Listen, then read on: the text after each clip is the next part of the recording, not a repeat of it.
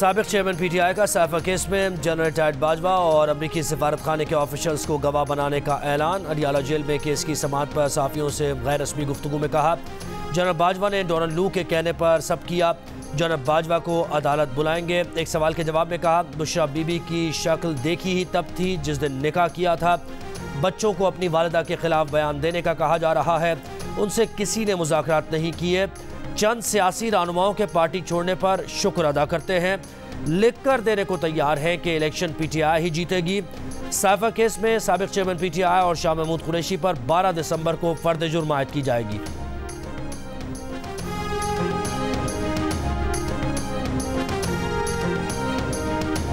Justice Mazahir Naqvi का supreme judicial council के show cause notice के जवाब में अपनी 2 आईनी दरखास्तें समाअत के लिए मुकर्रर करने का मुतालबा। शोकॉज नोटिस वापस लेने की इस्तदा। रजिस्ट्रार सुप्रीम कोर्ट के नोटिस के जवाब में कहा, उनकी दरखास्तों पर अब तक नंबर नहीं लगाया गया। रजिस्ट्रार को इख्तियार नहीं कि आईनी दरखास्त के काबिल समाअत होने का फैसला करे। कानून के मुताबिक जजिस की 3 रुकनी कमेटी ही दरखास्त का जायजा ले सकती है। उनके वकील ने कभी नहीं कहा था कि इल्ज़ामात वाज़े होने के बाद कानूनी एतराज़ नहीं करेंगे। सुप्रीम कोर्ट तैनाती की मुखालफत वाले एतराज़ पर चीफ जस्टिस ने वजाहत के बाद सिर्फ इस एतराज़ से इसलिए दस्तबरदार हुए थे कि जुडिशल काउंसिल गलती तस्लीम करते हुए शोकॉज वापस लेगी। जस्टिस मज़ाहिर नकवी ने जवाब की नकूल chief justice of Pakistan justice Sardar Tariq और जस्टिस एजाजुल हसन को भी भिजवाई है।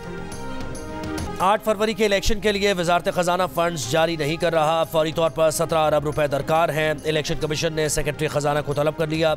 वज़ीर आज़म को भी सूरत हाल से आगाह करने का फैसला। इलेक्शन कमीशन के ज़राए का कहना है कि वजारत खजाना ने बार बार रुजू करने के बावजूद मुस्बत जवाब नहीं दिया। रवा माली साल के बजट में इलेक्शन के लिए मुख्तस 42 अरब रुपए में से अब तक 10 अरब रुपए मुहैया किए गए। रकम की फराहमी के बगैर किसी माकूल जवाज़ के तात्तुल का शिकार है।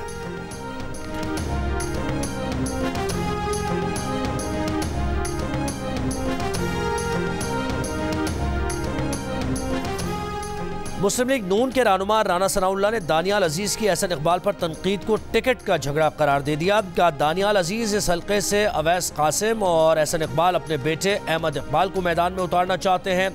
बोले, टिकट का फैसला उम्र की बुनियाद पर नहीं, जीतने के इम्कानात पर होता है। मसला महंगाई था तो दानियाल अजीज 16 माह की हुकूमत के दौरान खामोश क्यों रहे। एक सवाल के जवाब में राना सनाउल्लाह ने कहा कि लाडले हम नहीं बल्कि वो था जिसे हमारी चलती हुकूमत को हटाकर इख्तिदार में लाया गया।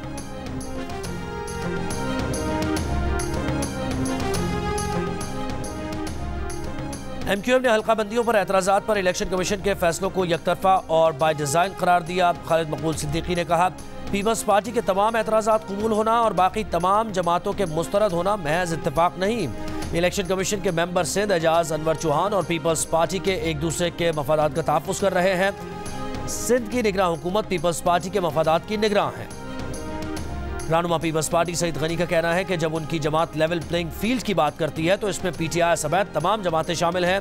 नून लीग के लोग बरमला लाडला टैग का एतराफ़ करके नवाज शरीफ की सियासत का जनाजा निकाल रहे हैं।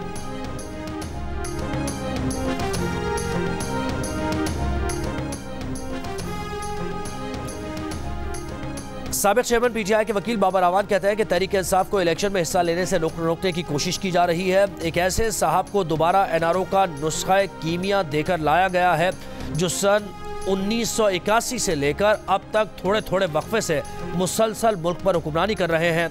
बताएं उन्होंने मुल्क के लिए क्या किया जो इस बार सब ठीक कर देंगे। परवेज इलाही और दीगर के खिलाफ 1 अरब 23 करोड़ रुपए से ज़ायद की करप्शन का रेफरेंस समाअत के लिए मुकर्रर। लाहौर की एहतसाब अदालत में जांच पड़ताल मुकम्मल। रेफरेंस में इल्ज़ाम आयद किया गया है कि परवेज इलाही, मुनिस इलाही और दीगर ने कौमी ख़जाने को नुकसान पहुँचाया। परवेज इलाही ने ओहदे का गलत इस्तेमाल किया।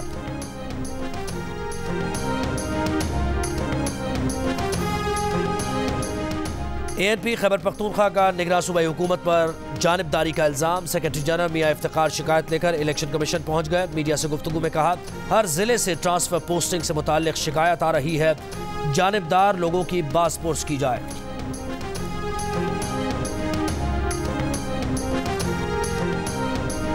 गैस नर्ख में इजाफे के बाद फैक्ट्रीज नहीं चला सकते। गैस कीमतें ओगरा की तजवीज़ से ज़्यादा बढ़ाने पर सिंध और बलूचिस्तान में सनतकारों का एहतजाज। सनतें बंद कर दी।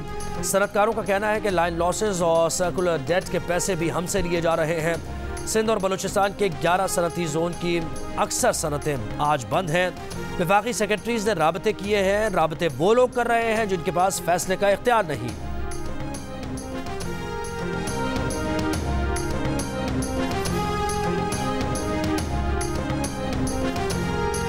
IMF एग्जीक्यूटिव बोर्ड के 14 दिसंबर तक के शेड्यूल में पाकिस्तान का केस शामिल नहीं। वजारत खजाना के हुकाम ने $70 करोड़ की अगली किस्त के लिए 7 दिसंबर को इजलास बुलाने का इम्कान जाहिर किया था। पाकिस्तान और IMF के दरमियान स्टाफ लेवल मुआहिदा 15 नवंबर को तय पाया था। दिसंबर के आखिरी अशरे में क्रिसमस की तातीलात की वजह से IMF एग्जीक्यूटिव बोर्ड का इजलास मुआहिदे के 6 से 8 हफ्ते बाद बुलाने का इम्कान जाहिर किया जा रहा है। चेयरमैन नैब का शहरियों को हाउसिंग स्कीम्स के फ्रॉड से बचाने के लिए नई पॉलिसी लाने का ऐलान। बिल्डर और खरीदार के साथ रेगुलेटर भी पहले दिन से हर ट्रांजैक्शन का हिस्सा होगा। लेफ्टिनेंट जनरल नज़ीर अहमद भट्ट ने कहा कि हाउसिंग स्कीम्स के हर 10 में से 7 क्लाइंट्स फ्रॉड का शिकार हैं।